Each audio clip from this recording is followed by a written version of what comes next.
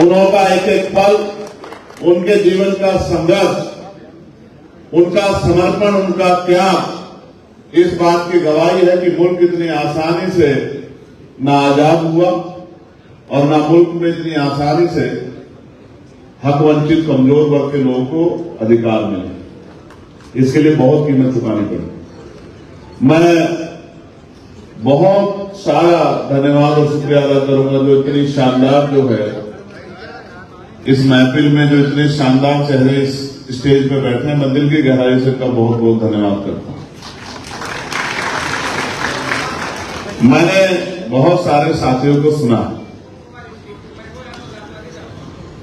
मैंने और हमारी पार्टी ने आपके एक एक मसले को नोट किया। ये सिर्फ संवाद नहीं है, ये एक दिखावटी चर्चा नहीं है कि कोई कार्यक्रम करना है उसके बाद अपने घरों को लौट जाना है। ये एक तहरीक है, ये एक आंदोलन है और ये आज उसकी शुरुआत का दिन है। और ये लखनऊ, आज हम लोग लखनऊ में हैं और कहते हैं कि मुस्कुराइए आप लखनऊ में, लेकिन सच पूछिए कि मुस्कुराने जैसे हालात नहीं।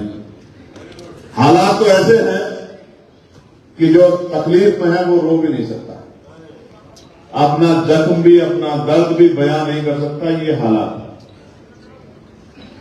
बड़े शानदार वक्ता जो इस मंच से अपनी बात इन्होंने रखी, और बहुत सारे वक्ता ऐसे भी हैं जो समय कमी कारण बोल नहीं पाए, लेकिन मुझे कहते हुए खुशी हो रही है कि उत्तर प्रदेश की टीम ने बहुत शानदार काम किया है, बहुत शानदार संगठन बनाया है। हमारे प्रदेश के अध्यक्ष जी, हमारे प्रदेश के महामंत्री जी, और जब इस कार्यक्रम पे मेरा डिस्कशन हुआ था डॉक्टर आकिल से, कार्यक्रम क्यों ऑर्गेनाइज किया गया इस पर भी मैं चर्चा करूंगा, और फिर इस कार्यक्रम की शक्ल कैसे संवाद के रूप में है, मैं इस पर भी आपके सामने अपनी बात रखूं। अब आप, क्योंकि एक लंबी लिस्ट है मेरे पास, वहां से लेके यहां तक सुल्तान साहब से लेके और शैलेंद्र वर्मा साहब तक, इतने शानदार चेहरे वहां बैठे हैं। रईस साहब हैं, अतीकुर रहमान साहब हैं, मेरे छोटे भाई सुल्तान साहब हैं, इंजीनियर मोहसिन साहब हैं, खुर्शीद साहब हैं, इम्तियाज साहब हैं, महबूब मतलूब नेताजी हैं, मेरे प्यारे साथी और अभी झारखंड का नेतृत्व कर रहे, जिनको मैंने यहां सुना भी, काशी प्रजा साहब हैं, बिहार का नेतृत्व कर रहे हमारे लीडर जोहर आजाद साहब हैं, राम मौसम साहब हैं, हमारे डॉक्टर तोहिद साहब हैं, गुलजार भाई हैं, हमारे प्रदेश के शानदार प्रदेश अध्यक्ष जी हैं चित्तौड़ साहब, डॉक्टर आकिब साहब हैं, फिर सौरभ किशोर जी हैं, मेरे बड़े भाई एहसान कुरैशी साहब बैठे हैं जो मेरे जिले के भी हैं और उनका बहुत सारा प्यार मुझे हमेशा से मिलता रहा है। निजाम चौधरी साहब हैं, पूर्व विधायक, और इनके वालिद साहब भी हमारे क्षेत्र के बहुत बड़े नेता हैं, वो तबियत की खराबी की वजह से नहीं आ पाए। नवाजिश खान साहब यहाँ हमारे बीच मौजूद है, बीडी नकवी साहब हैं। आप साहब से मेरा आज ही तारुफ हुआ जब मैं आपको यहाँ सुन रहा था। शैलेंद्र वर्मा साहब तो तमाम जिम्मेदार लोग बैठे हैं। पिछली पंक्तियों में भी हमारी बहुत शानदार लीडरशिप है। मेरठ के लोग हैं, नगीना के लोग हैं, मुरादाबाद के लोग हैं, क्योंकि बुलाया तो सभी लोगों को है, गाजियाबाद तक के लोग बैठे हुए हैं।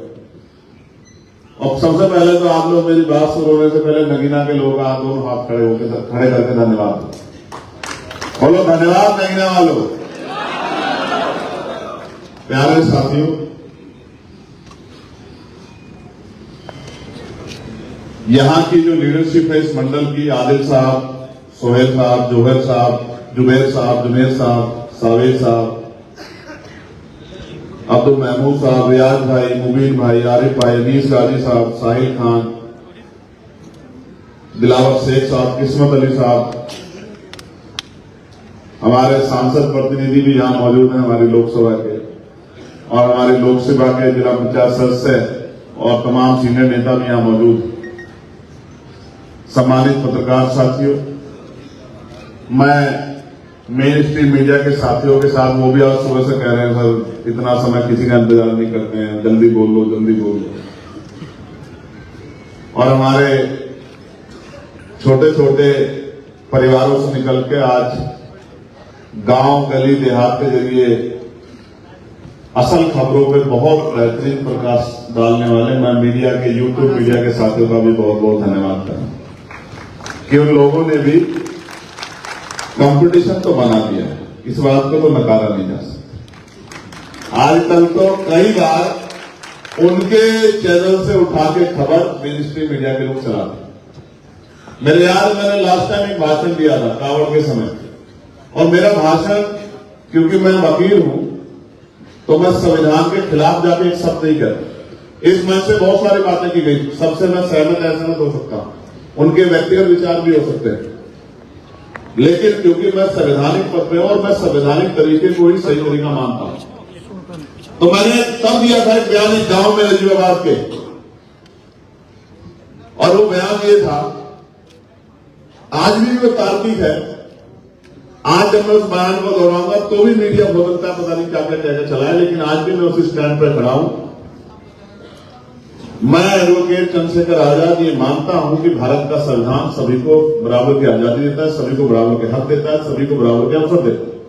और आज भी मैं इस बात को दोहराते हुए कहता हूं कि भारत में बहुत बड़े पैमाने पर धार्मिक अल्पसंख्यकों में मुसलमानों की, जैनों की, सिखों की, बौद्धिस्टों की, ईसाइयों की धार्मिक आजादी को छीना जा रहा है। मुझे इस बात को कहने में कोई शिकायत नहीं है, ये हो रहा है आंखों के सामने।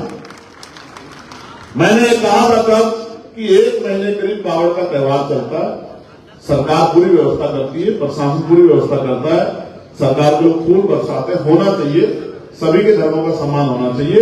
लेकिन अगर मुसलमान ईद की नमाज जो 15 मिनट की होती है उसमें पैर अगर सड़क पे रख लेगा तो पीछे से पुलिस का डंडा लग जाएगा कि पैर आगे तुरंत